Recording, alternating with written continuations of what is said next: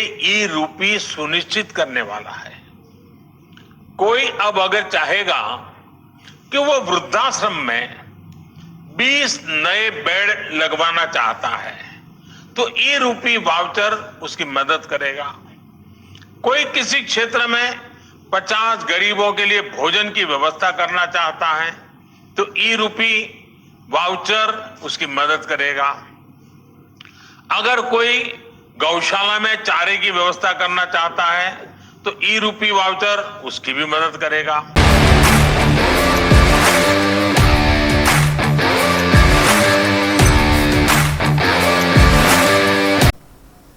नमस्कार, दी गुलाब जामुन में आप सबका स्वागत है।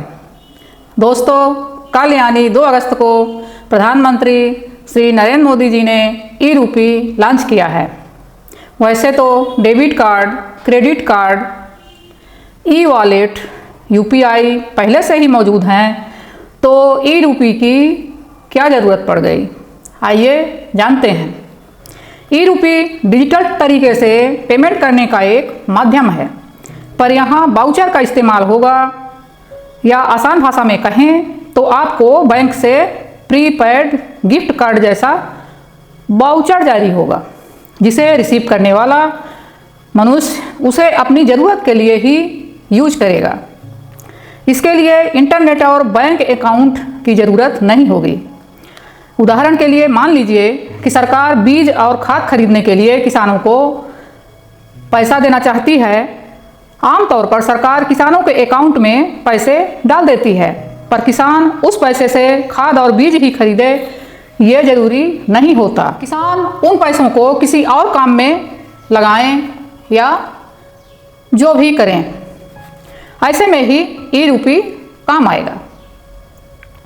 सरकार किसानों को ई रूपी वाउचर भेजेगी, जो एक एसएमएस के रूप में किसान के पास आएगा। अपना ई रूपी वाउचर दिखाकर किसान बीज और खाद ही खरीदेगा, जिसके बाद वो एसएमएस ई रूपी जारी किए गए संस्था के पास जाएगा कि ई रूपी वाउचर का प्रयोग हो गया है। इससे सरकारी पैसे के दुरुपयोग से बचा जा सकेगा। अब बात आती है कि वाउचर कौन जारी करेगा। तो ई रूपी को एनपीसीआई यानी national payment corporation of India चलाएगी।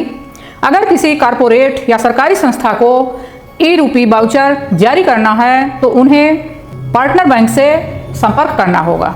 ई रूपी पर बैंक 2 तरह से काम करेंगे।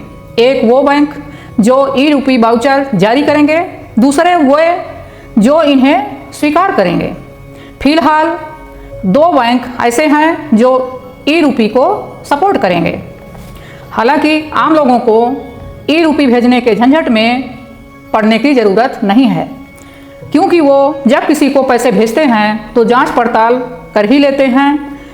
असली दिक्कत आती है एजेंसियों को वेलफेयर स्कीम के पैसे भेजने में। इसमें यह सुनिश्चित करना मुश्किल होता है कि जिस लाभार्थी को जिस काम के लिए पैसा भेजा गया है वह उस तक पहुंचा या नहीं, और पहुंचा भी तो उसने उसी काम के लिए इस्तेमाल किया या नहीं किया। सरकार अब ई रूपी का सही उपयोग करके दवाई, माँ और बच्चे की वेलफेयर स्कीम, टीबी के इलाज जैसे कार्यक्रम, आयुष्मान भारत योजना जैसी स्कीमों में पैसा भेज सकेगी। कई देशों में ई रूपी जैसे वाउचर का इस्तेमाल पहले से ही हो रहा है। अमेरिका में सरकार ज़रूरतमंद बच्चों के पेरेंट्स को पढ़ाई के लिए डिजिटल वाउचर इशू करती है।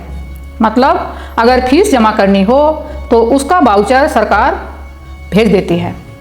अगर आपको वीडियो पसंद आए तो लाइक, शेयर और सब्सक्राइब करें। धन्यवाद।